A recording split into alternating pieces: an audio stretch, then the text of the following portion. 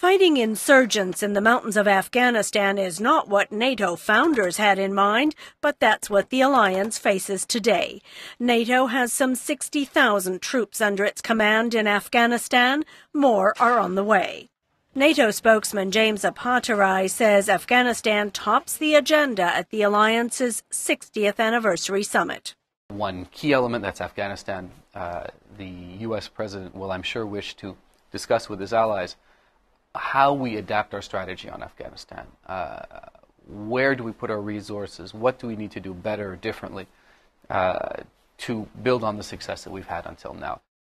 NATO leaders say progress is being made in Afghanistan, but they acknowledge more work lies ahead. In the Horn of Africa off Somalia, NATO maintains a small fleet that looks out for pirates. And NATO has airlifted African Union peacekeeping troops into Somalia.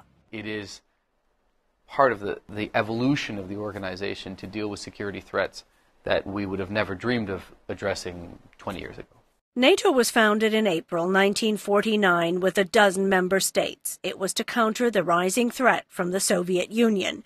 The alliance bound together countries of Western Europe with the United States and Canada. Its mission to protect against an attack from Moscow or its Warsaw Pact allies. Dana Allen, security analyst at London's International Institute for Strategic Studies, says NATO did this well. Its largest success, obviously, was hanging together, maintaining a credible deterrent posture, and keeping the West together without having to go to war. And that was a huge success. But the fall of the Soviet Union raised the issue of a new purpose for NATO. The early 1990s challenged NATO's traditional defensive stance. Yugoslavia began to pull apart at the seams, disintegrating into civil war, ethnic cleansing, and genocide.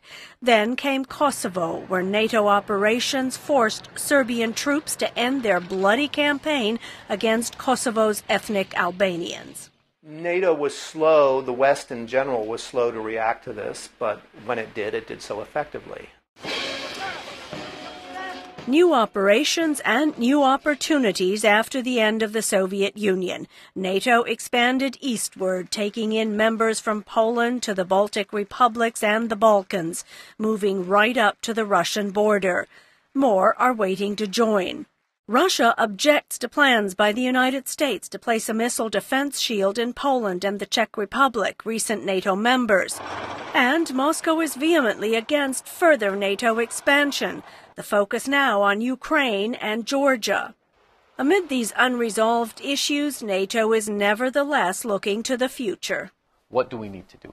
Should we do more to fight cyber attacks? Should we do more to engage in energy security? How far should NATO's reach be for operations? Who should our partners be, and how should we engage with them?